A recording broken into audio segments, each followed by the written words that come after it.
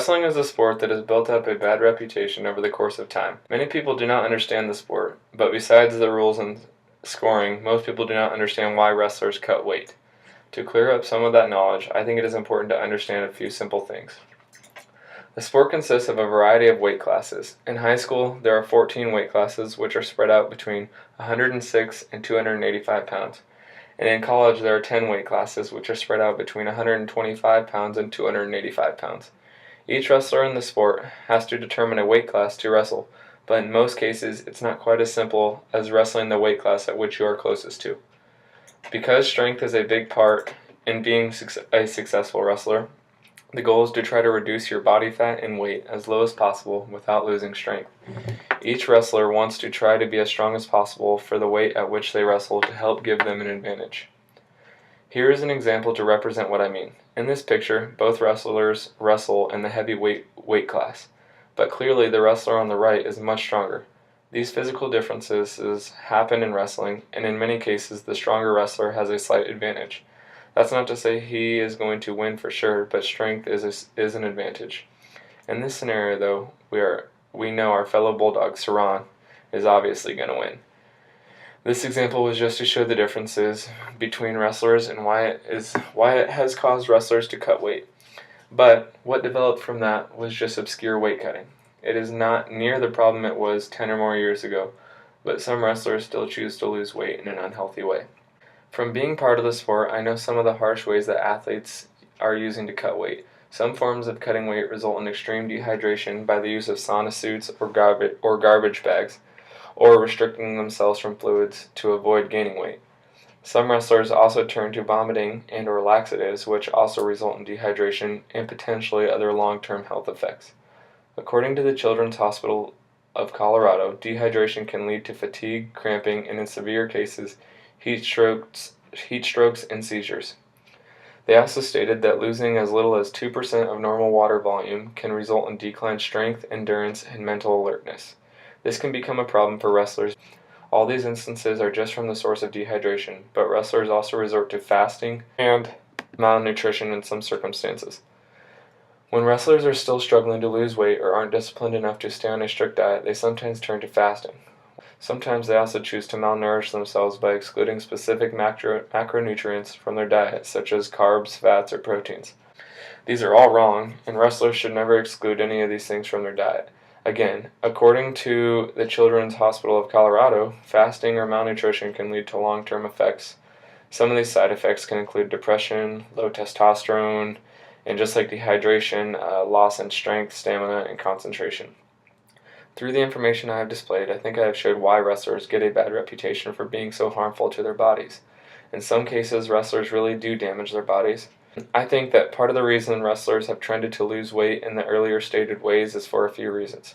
First off, some wrestlers lack discipline in their diets. Sometimes wrestlers take the easy way out and don't think about the consequences of having a poor diet. This lack of discipline sometimes leads to splurges of eating, or it can also lead to just not eating the right food choices. In an attempt to take the easy way out, it is sometimes seen as only temporary when fasting, which is true, but if wrestlers maintained a healthy diet, there would not be the need to fast, and they would feel better during competitions. Another quick fix for wrestlers is to drop water weight, but by doing this they are just dehydrating themselves, and I have already harped on the consequences of that. Lastly, I think that some wrestlers just lack the knowledge of nutrient timing, portion sizes, and choosing the right foods. And if they were informed, they would be able to start developing a better diet plan. To make wrestlers more knowledgeable about a healthy diet and how to lose weight properly, I am going to touch on a few tips and facts so that hopefully this can become less of an issue. When broken down to a science, weight loss is acquired when you burn more calories than you take in. But most wrestlers are not going to take the time to count all of their calories and consider how many calories they are burning.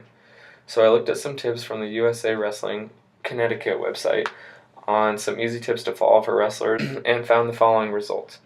When considering different food options, wrestlers should try to stick with low-fat or skim options. Fat is 9 calories per 1 gram and is the most calorie-dense macronutrient, so keeping fat intake to a minimum is a necessity. But that is also not to say fat should be excluded. There are healthy fats that can be consumed, such as different nuts, salmon, and avocados, but these fats must be eaten in moderation. USA Wrestling also talked about the importance of having a variety of fruits in your diet. Fruits contain a lot of vitamins and minerals that are necessary for your body. Also, fruits contain a lot of simple sugars, and these sugars can be broken down rather quickly and easily be digested by the body for energy. Therefore, nutrient timing comes into place.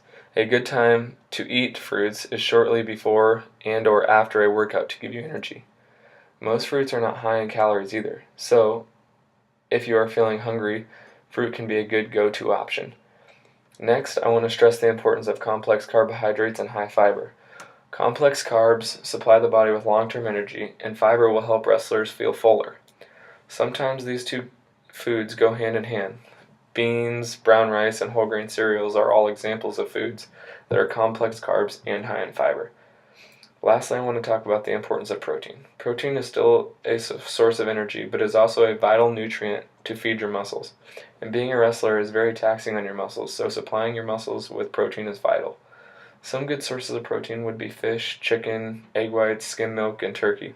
It is important to understand, though, that not all of your protein sources must come from meat.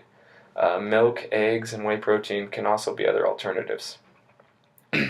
I hope this information has been helpful to all of you watching, and to conclude this presentation, I'd like to show you guys a sample meal plan for one day if you are a wrestler.